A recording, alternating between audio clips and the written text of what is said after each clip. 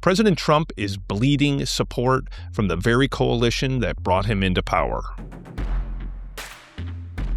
President Trump, in private and in public, is as confident as ever. He feels like he's killing it. The numbers tell a very different story. The president's unfavorable ratings are quite high. And beneath that are the signs of real worry for his inner circle. Number one, you've got all of these MAGA leaders like Tucker Carlson who are against the Iran war, who've turned very passionately against the president. There will be nothing like it. Open the effing straight. How dare you speak that way on Easter morning to the country? Who do you think you are? You're tweeting out the F word on Easter morning?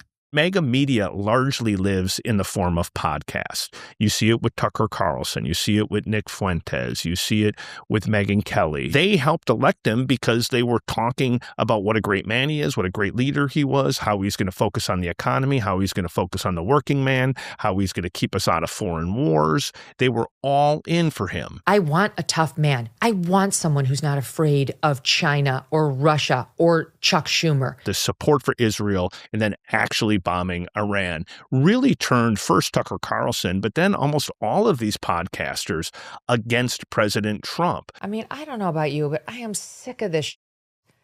I'm sick of it.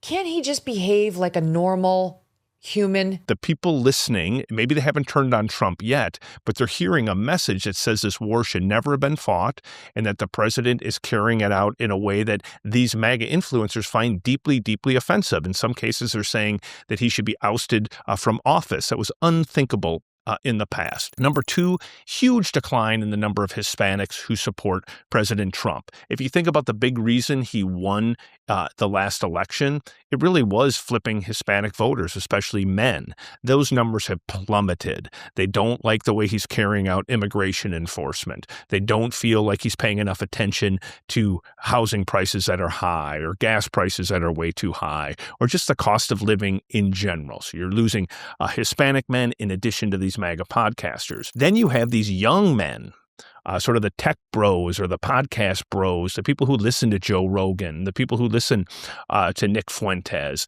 They voted for Trump. Often they didn't vote in past elections, but they voted for Trump, and they have turned against the president. They feel like this is not what they voted for. They didn't want war with Iran. They didn't want such a focus on Israel.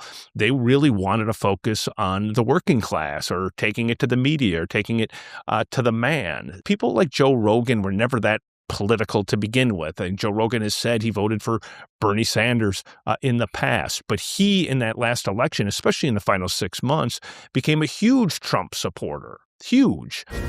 Joe Rogan endorsing Donald Trump. So two major endorsements, Megyn Kelly and Joe Rogan, at Monday night, right before the election. In many ways, some people think he was the most important media figure in the final 6 months of that election because he commands such a huge audience, such a passionate audience, that he was able to take people who typically weren't involved in politics or might have voted for Democrats in the past and help them vote for Donald Trump. So in summary, you should just know that the president's political standing has never been weaker. When I talk to Trump officials, if I talk to people on the Hill, they're certain they're going to lose the House, potentially in a landslide.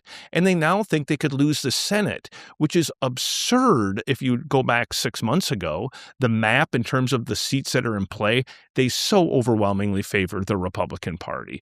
This should be a layup for the Republican Party, and yet now it's probably a toss-up. These are huge problems.